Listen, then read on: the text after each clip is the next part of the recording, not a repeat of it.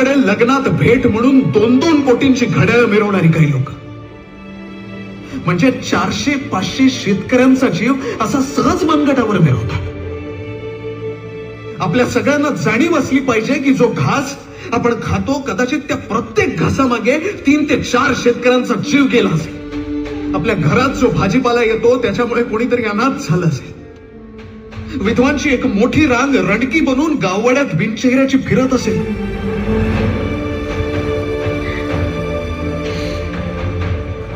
साहेब हे कुठेतरी थांबलं पाहिजे आणि हे थांबण्यासाठी या देशात शेतकऱ्यांसाठी कायदे झाले पाहिजे आणि या देशाची न्याय व्यवस्था ती करेल इतकी साधी आणि भाकडी अपेक्षा आहे माझी.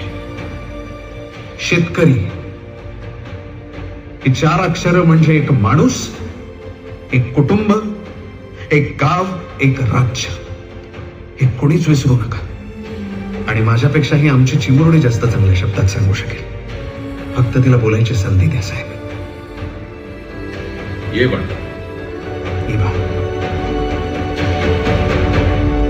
काय नाव तुझं?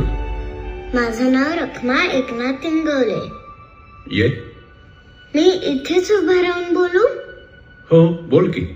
मला ना माझ्या देशातल्या शेतकऱ्यांना ना फक्त एकच गोष्ट सांगायची आहे.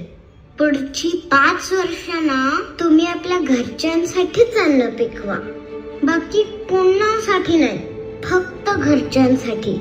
मग कळेल सगळ्यांना की शेतकरी किती महत्वाचे असतात. धन्यवाद.